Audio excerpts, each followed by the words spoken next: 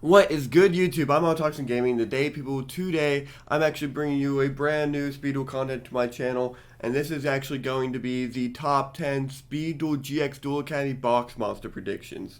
Now, what this is going to be is 10 monsters that I personally think could come to the GX box that aren't archetype specific, like an Elemental Hero monster, or a Destiny Hero, or a Crystal Beast, or a Volcanic card, or anything like that. No archetype specific monsters, all generic regular monsters that can be thrown into any deck. So these are going to be 10 monsters that I think could come to the format. And, without further ado, I'm going to jump right into it. So first card on our list is actually Gyoku Gyre Panda. This is a level 3 Earth Beast effect monster with 800 attack and 1600 defense. This is monster reads, the attack of this card increases by 500 points for every monster on your opponent's side of the field. When this card attacks, it's an attack that is higher than the defense of your opponent's defense monster. Inflict the difference is battle damage to your opponent's life points. Now, why do I think this card can come to speed duels? Well, number one is that it's the Chumley Support card. Chumley is a beast monster deck, usually based around koalas and pandas, and this is, like I said, a panda, so this would be like one of the perfect adds to a card that's not a part of a deck. Number two reason is that it's a Go Control and Time Wizard format reprint, and it's $15 at a common that's not first edition, so that's like insane for a common card. If you don't know what Time Wizard formats are, it's pretty much like a Konami sanctioned tournament based around older formats. So in this case, this would be like GOAT format, where Gyuko, Gyre, Panda was like the biggest. And then last reason why I feel like this card can come is that it's an attack point power creep. This guy goes up to 2,300 attack points if your opponent controls 3 monsters. The only other card, sorry, excuse me, the only other card in this deck that is 2,300 attack points is Ally of Justice Colossus, I think that's how you pronounce the name, which is a Spellproof Armor normal monster. So you can only play it in Spellproof Armor. Any other deck you play it in, it's a tribute one. So Gyuku Gyre Panda is that 2,300 attack point monster that can be splashed into every single deck. So that's why I think this card could come, and I think it would be really good for the format. Next on our list is Necrogardna. Now, if you guys don't know what this card is, it's a level 3 Dark Warrior monster with 600 attack points and 1,300 defense points. And it reads, during your opponent's turn, you can banish this card from your graveyard. Negate the attack this turn from an opponent's monster or a monster your opponent controls. And this is a quick effect, meaning on the attack you can banish and immediately negate it.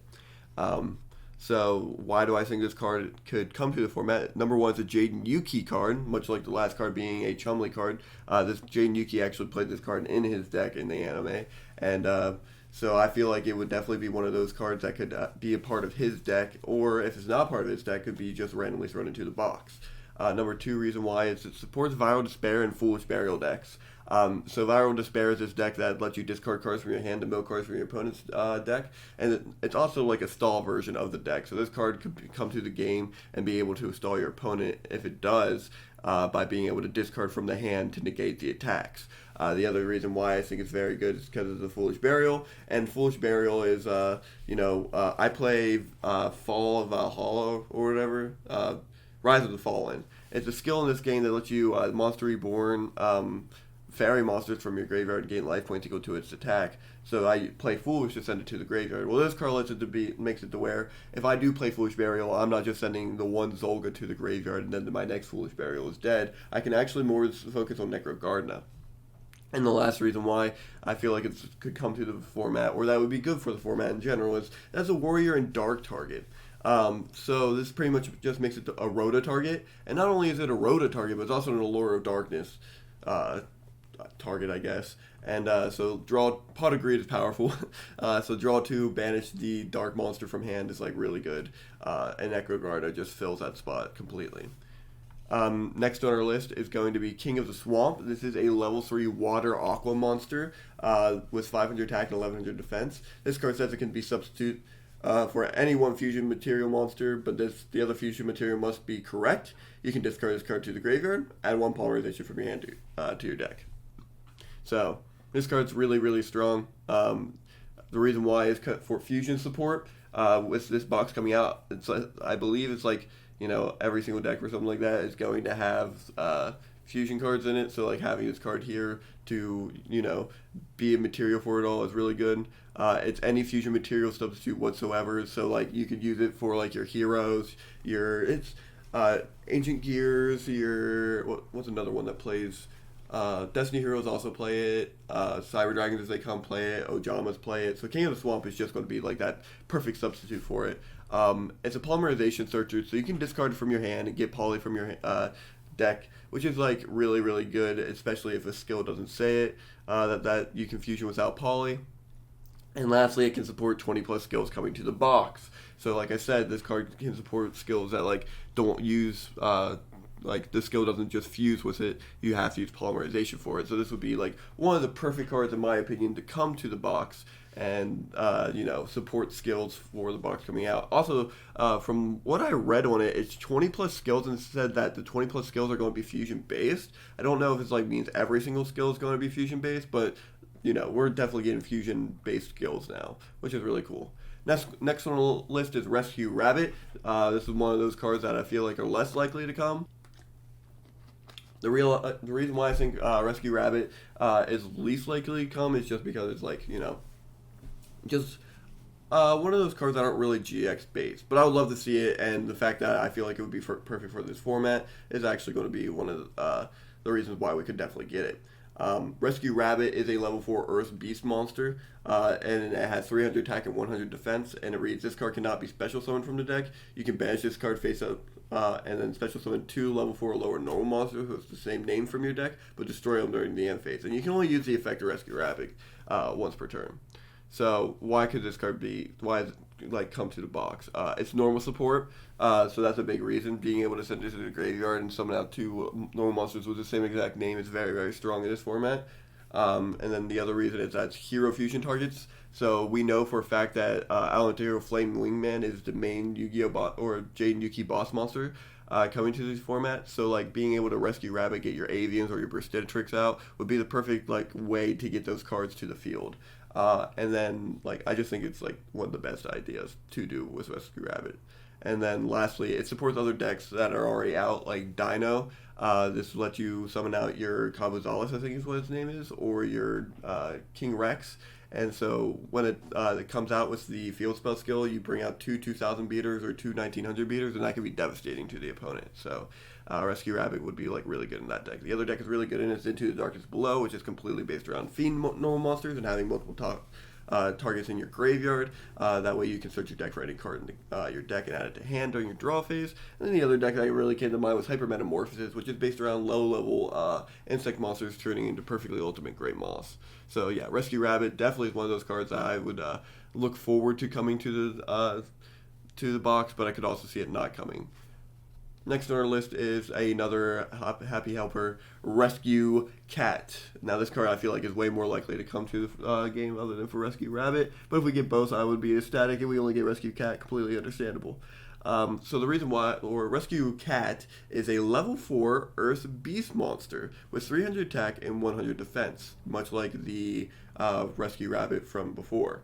You can send this card to the graveyard, special summon 2 level 3 or lower beast monsters from your deck, but their effects are negated. Also, they are destroyed during the end phase. You can only use the effect of Rescue Cat once per turn. So Rescue Cat is like a really powerful card. You got it rotted. No longer are you summoning 2 level 3 monsters from your deck and they still get their effects, and no longer can you do Rescue Cat multiple times in a turn. I think that was part of its original effects. It wasn't once per turn. And so like it's really cool. Ojama Support is the first thing that comes to mind when I look at this card. So Ojamas are level 2 beast monsters. Sending this card to the graveyard to summon out your Ojama Black and Ojama Yellow I think is very, very powerful. And mostly if you already have Ojama Green or if we get Ojama Knight. So Rescue Cat I feel like supports that deck in the best way possible. Next on the list is a Chumley Support card. So this also is one of the reasons why we could get Rescue Rabbit, because it's a beast monster. But like Rescue Cat is also a good one for the simple fact that you can just send it to the graveyard and get its pieces. I think Chumley also has like a Koala fusion monster that uses 2 level 2 beast monsters. So having Rescue Cat utilized with him, I feel like it's going to be very powerful. The reason why I think Rescue Cat could come is because it's another good reprint, especially if we give him the new alt art. So if we get this art that you currently see on the screen and not its original art, and with the Speedle logo on the bottom, I feel like that could definitely help sell the box. Like this card is like really cute and a fan favorite card all together. My girlfriend loves this card, so I feel like it could definitely come to the format. Next on our list for cards that could come to the format is Marauding Captain. So if you guys don't know, this is a level 3 Earth Warrior monster with 1,200 attack points, 400 defense points, and it reads, your opponent cannot target warrior monsters for attack except this one. When this card is normal summon, you can special summon one level 4 lower warrior monster from your hand. So the reason why I think this card could come is, number one, it's warrior support. We haven't really got a lot of like generic warrior support in a very long time outside of reinforcements to the army. Being, I think, the only real warrior support that we got in that. Like, we got like, what was it? The ninja, strike ninja. We got reinforcements. We got the one Esperova card that special summons itself whenever your opponent controls more monsters than you, 2 more monsters than you. But I can't really think of any other like real warrior support that was like, you know, detrimental to the format. But Marauding Captain would definitely be detrimental to the format. Another good reason why I feel like it would be detrimental is that it's extremely generic. Like, you can throw this card in literally every deck. It doesn't really just have to be a warrior deck. But when it is the warrior deck, it's just like it's protecting your warrior monsters. With 2 Marauding Captain, you actually create a lock of some sort, and it prevents the opponent from like being able to attack any other, like your one other monster on the field, which is fine. It's really nice. Book of Moon though kind of like kills it, but oh well. And the last effect being the most generic of it all, saying when it's normal summon, you can special summon level 4 or lower monster from your hand. It's like really good. And the last reason I think Marauding Captain could definitely come to the format is because it's a giant rat target. I love giant rat. One of my favorite cards in speed duels of all time. One of my favorite goat control cards. Like, Marauding Captain is just like giant rat being able to summon out Marauding Captain with a Marauding Captain already on the field is really, really good. So you would have to manually do that. You would have to attack with the rat, summon the other captain. But still, that's what I'm saying. This card could be like really powerful. Last on our, or not last, but next on our list is Mathematician. This is a level 3 Earth monster, or Spellcaster monster with 1,500 attack points, 500 defense points. This card reads, when this card is normal summon, you can send a level 4 or lower monster from your deck to the graveyard. When this card is destroyed by battle and sent to the graveyard, you can draw 1 card. So this card is really neat. I like it a lot. One of the reasons why I think it can come to the box is because it's a Bastion support card. So Bastion used this card in the duel against Jaden Yuki, and yeah, I just feel like because, you know, we're probably going to get Bastion cards, but it's probably not going to be a complete deck, kind of like Odeon in the Yu-Gi-Oh! Battle City box. So I feel like this card could be one of those like Odeon / you know, Bastion cards. Next on the list is that it dumps level 4s to the graveyard like Foolish. So it's another card that just kind of like vamps up your graveyard and allows you to use more graveyard effects, such as Shadow Reborn. Normal summoning Mathematician using the Shadow Reborn to get back the monster you sent to the graveyard would be very, very strong, especially if it's a fusion material target. And I just think it would be like really cool to see. And then lastly, it helps fill graveyard potential for new fusion spells and skills. So like whenever you have a fusion spell, say like Miracle Fusion, you can banish those materials from your graveyard, special summon your fusion monster, or a skill that says the same exact thing, banish 2 materials from your graveyard, special summon. It could be really, really good to have Mathematician be a card that could just fill your graveyard with those cards. So I definitely could see this card coming to the game. Another card I think was really, really, really could come to the game is Curry Bandit. I love Karibo cards. This is one of my favorite Karibo cards right here. It's a level 3 Dark Fiend monster, and it has 1,000 attack and 700 defense, so it's one of the stronger Karibo monsters. But it says during the end phase, this card's normal summon this turn. You can tribute this card, excavate the top 5 cards of your deck, and then add 1 excavated spell or trap card from your hand. Also send the remaining cards to the graveyard. Like, this card is crazy. Oh, my bad. One of the reasons why I think this card is so good is because it's Bastion support. That's probably one of the big reasons why I think we could get in the first place is because he also uses in the duel against Jaden Yuki, being able to get cards to his hand. I think he actually got the like chemical cards to bring out his Water Dragon because of Curry Bandit. Another reason why I think he could come is because it helps get fusion spells or other generic spell trap cards. So not only are you like grabbing your generic spell trap cards out from this skill, or this monster effect, but also you're like getting the fusion spells, and I think like we need that if we want to make this more of a fusion format. Just a skill that like gets the fusion spells to the hand, like a monster that can get the fusion spells to the hand without having to use the skill. I think it would just be very strong. And then the last reason why I think this card like could come to it is because it's fair. It takes up your normal summon and it triggers on the end phase. So like it's not like you're doing it all when and we don't have a main phase 2, which makes it even worse in my opinion. But like I feel like it's very fair for the speed duel format. The only bad thing is that it puts 5 cards into your, or 4 cards into your graveyard, and then that can like vamp up your graveyard for whatever reason. But I digress. I think it could definitely come to the format. You're doing that on your end phase, It has to be normal summon that turn, so you're not normal summoning your breaker and then special summoning Curry Bandit to use its effect. So, that's just my opinion on why Curry Bandit can come. Next on our list is actually going to be Cyberstein. He's a level 2 dark machine monster with 700 attack and 500 defense. His effect reads, you can pay 5,000 life points, special summon 1 fusion monster from your extra deck in attack position. This card's crazy. This is actually one of my favorite old Yu-Gi-Oh cards, so that I wanted to definitely have this on the list, mostly in this spot that it's in at the 9th spot. It's a fusion support card, so being able to cheat out your fusion monsters with this card is going to be very strong. It's like Waking the Dragon cheats out fusion monsters. Cyberstein does it the same way, but it's a life point cost. It's very fair because of the life point cost being 5,000. We start the game with 4,000 life points, so it's going to be one of those things where yes, it's going to be a steep cost that's above your life points, but when you do pull it off, it's worth it. And then the last reason is because it supports new strategy. It would be very cool for deck building. A strategy I can really think of is, again, bringing up Rise of the Fallen, which is a life point game deck. So you use your, your Foolish Burial, send your Zolga to the graveyard, special summon Zolgoth is the Rise of the Fallen skill, gains 1,700 life points. Normal summon Cyberstein, pay 5,000 out of your brand new 5,700 life points, and special summon out the Arcana Knight Joker. That would be crazy. But you also leave yourself susceptible for an attack. If you have no, spell cards to help back up the Cyberstein in this situation, then, you kind of, lose because they're going to attack over the Cyberstein and kill you. So, that's just my opinion on Cyberstein. Last on our list is actually a trio. And this is the Monarch list. Zaborg, Cestilos, and Mobius the Frost Monarch. All of them are 2,400 attack, 1,000 defense. Cestilos is a Pyro. Fire, Zaborg is a Light Thunder, and Mobius is an Aqua Water. They both have effects they all have effects whenever they're tribute summoned. Cestilos says when it's summoned, you discard a card from your opponent's hand. If it's a monster card, inflict damage to your opponent equal to its original level times 100. Zaborg says if this card is tribute summoned, target one monster on the field, destroy that target. And Mobius says when this card is tribute summoned, you can destroy up to 2 spell trap cards on the field. So I think these cards could definitely come to the game. At least one of them can come to the game. More so Cestilos than Mobius or Zaborg, but it wouldn't surprise me if all 3 of them did come. The reason why is because of tribute support.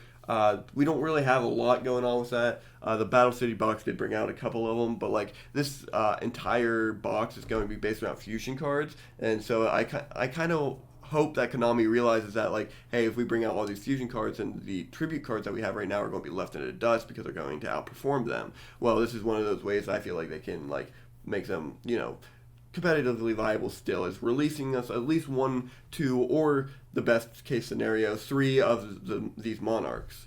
Another reason why is because all 3 of these Monarchs in particular are fair and balanced. Now, people could probably argue this point about Mobius. Mobius is probably the most unfair one on this list, but I feel like Cestilos, no matter what, is the most fair one because it summons, you discard a card from your opponent's hand, and you're only inflicting 100 damage.